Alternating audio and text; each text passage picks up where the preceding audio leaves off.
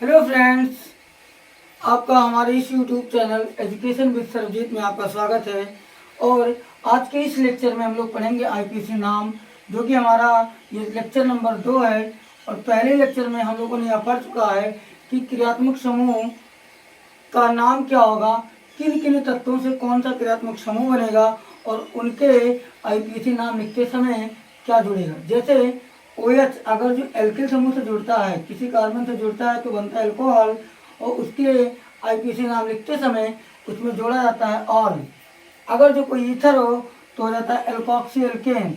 अगर जो कार्बोक्सिलिक अम्ल है तो ओइक अम्ल जुड़ता है। और उसी एप्लीकेशन का हम उपयोग करके, उसी बातों का हम उपयोग करके आज इस कुछ बेहद ही इम्पोर्टेंट यौगिकों का आईपीसी नाम लिखने वाले हैं। तो पहला यौगिक है ये, जिसमें क्रियात्मक समूह है एल्कोहल।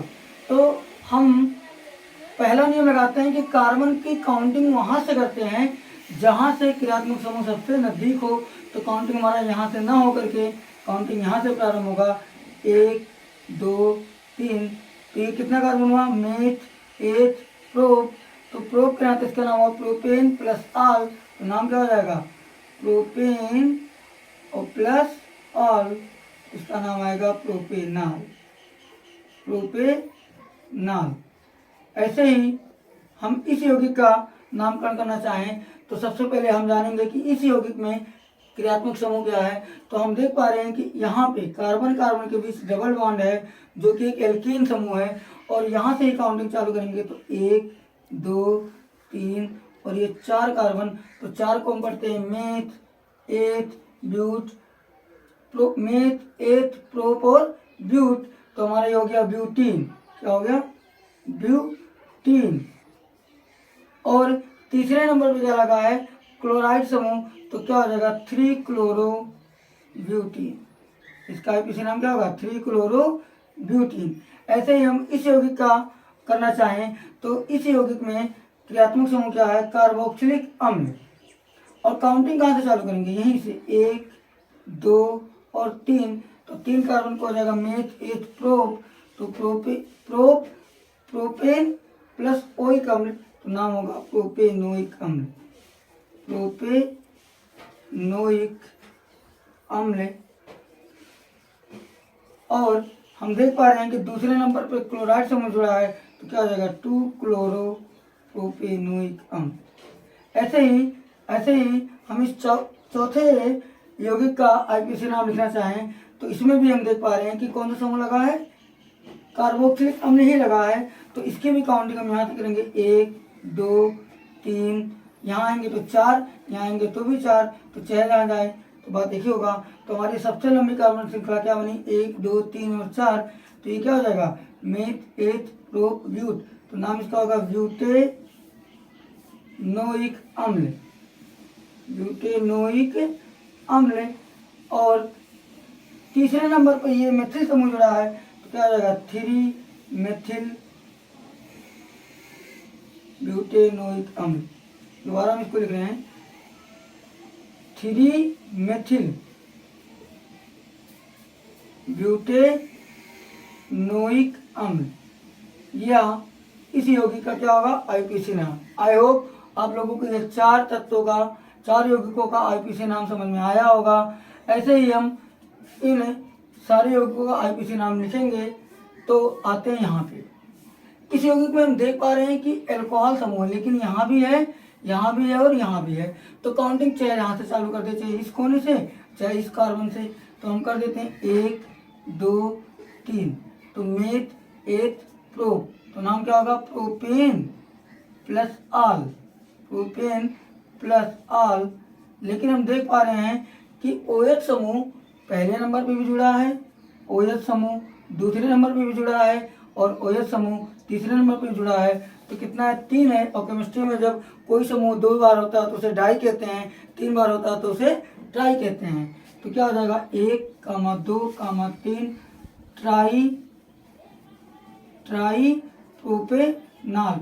इस यौगिक का क्या होगा? आईपीसी नाम क्या होगा? 1 2 3 ट्राई प्रोपेनाल। ऐसे ही इस यौगिक में हम देखें तो इस यौगिक में ये वाला समूह एल्किल समूह, इधर भी क्या है? एल्किल समूह। तो इसका आईपीसी नाम क्या होगा? मेथ, एथ प्रोपाक्सी, क्योंकि हम जानते हैं एल्कोक्सी एल्केन होता है, तो इसका आईपीसी नाम क्या होगा? प्रोपाक्सी मीथेन। इसका आईपीसी नाम क्या होगा? प्रोपाक्सी मीथेन।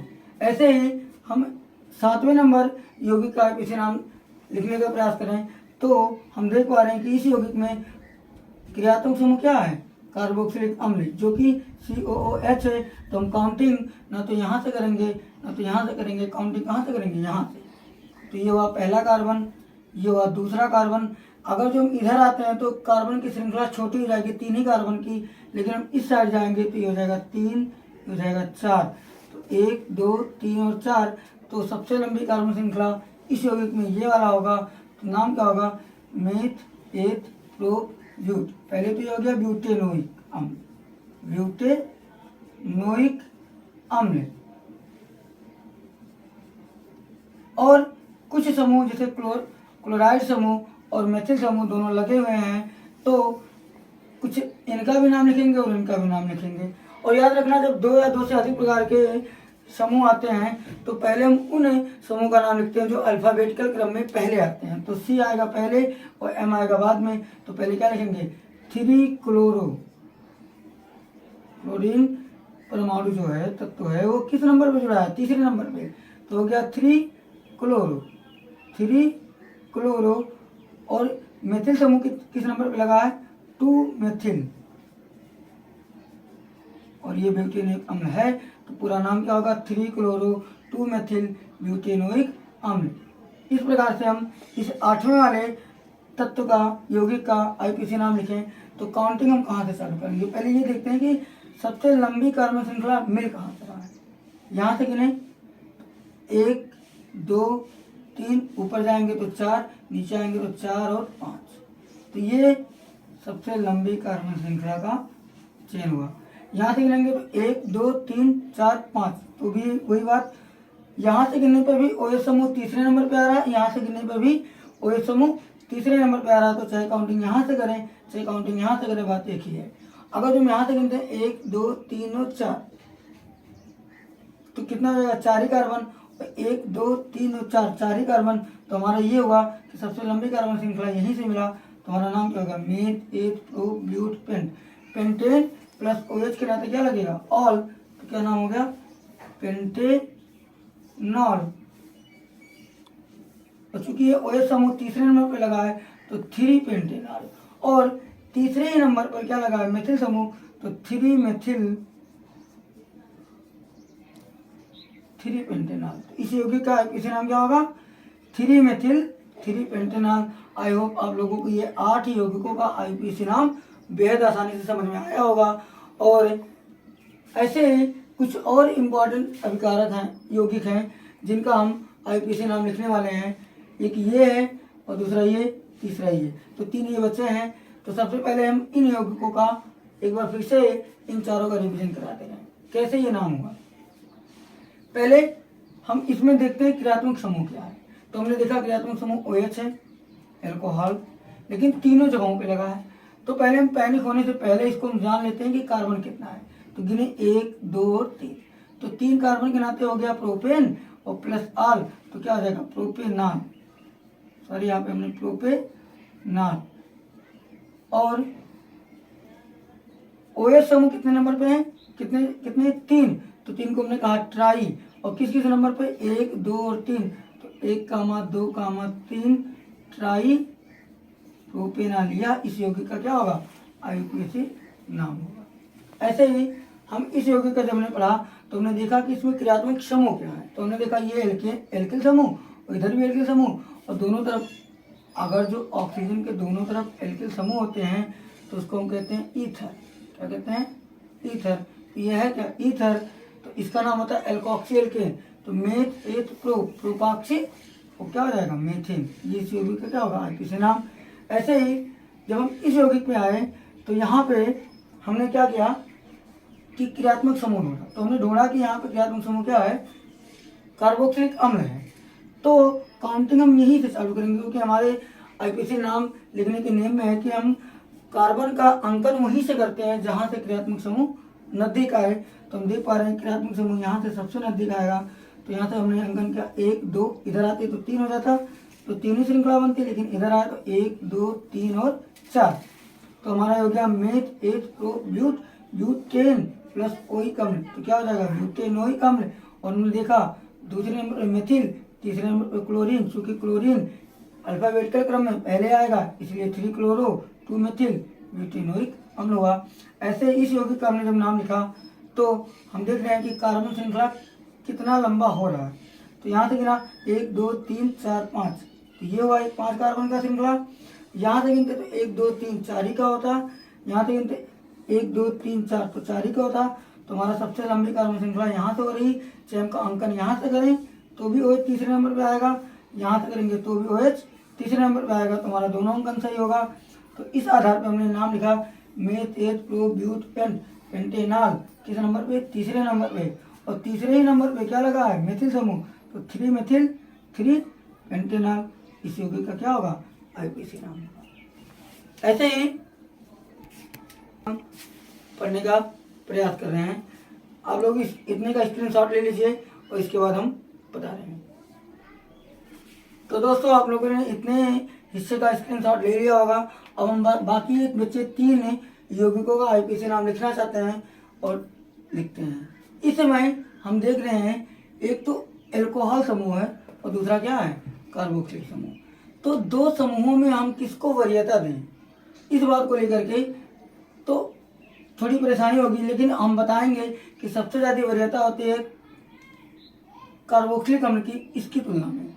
तो हम इसको वरीयता देंगे और ये हो जाएगा हमारा, इसका हम ऑल नहीं जोड़ेंगे तब इसको जोड़ेंगे हाइड्रोक्साइड। क्या जोड़ेंगे? हाइड्रोक्सी। तो काउंटिंग यहाँ से चालू करेंगे 1 2 3 4 और 5। यहाँ पे इन भी जुड़ा है, एल्कीन मतलब एल्कीन भी है और 3 क्रियात्मक समूह है। एक है कार्बोक्सिलिक अम्ल, एक है एल्कीन, दूसरा है एल्कोहल। लेकिन वरीयता किसको दिया जाएगा? कार्बोक्सिलिक अम्ल को। तो नाम क्या होगा? मेथ एथ प्रो ब्यूट पेंटेनोइक अम्ल। पहले तो ये नाम क्या हो गया? पेंटेनोइक अम्ल। और हम क्या देख पा रहे हैं? चौथे नंबर पे क्या जुड़ा है? Hydroxy, 4 hydroxy.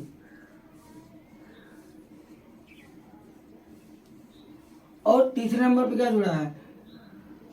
3 इन, 4 हाइड्रोक्सी 3 इन। और नाम क्या होगा? पेंटेनोइक अम्ल। इस यौगिक का IPC नाम क्या होगा? 4 हाइड्रोक्सी 3 इन पेंटेनोइक अम्ल। या इसी को हम ऐसे भी लिख सकते हैं 4 हाइड्रोक्सी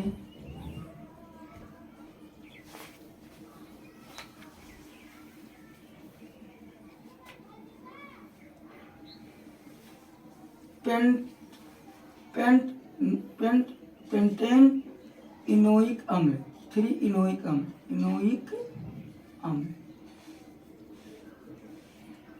4 हाइड्रोक्सी पेंटेन 3 इनोइक अम्ल। ये ऐसे भी इसका IPC नाम लिखा जा सकता है। ऐसे ही इसमें हम देखा जाए तो ये तो बेहद ही सिंपल है। इसमें हम देख पा रहे हैं कि एल्डिहाइड समूह है और इसके नाम से पता चला एल जुड़ना चाहिए। तो मेथ एथ प्रोप, तो क्या हो जाएगा? प्रोपेन प्लस एल, तो क्या हो जाएगा? प्रोपेनेल। इसका IPC नाम क्या होगा? प्रोपेनेल। ऐसे ही इसका हम देखें तो इसमें देख रहे हैं ये एल्किल समूह है और यहाँ कार्बोनिल समूह, दोनों तरफ R। तो ये है क्या? कीटोन। जुड़ना चाहिए ओन, तो क्या हो जाएगा? Meth eth propane plus one, propane plus one क्या हो जाएगा? Propane, propanone. IPC नाम क्या हो जाएगा इसका? प्रोपेनोन। तो इसका IPC नाम क्या होगा? प्रोपेनोन। आई होप आप लोगों को ये वीडियो समझ में आया होगा और इतने सारे यौगिकों का हमने IPC नाम लिखवाया।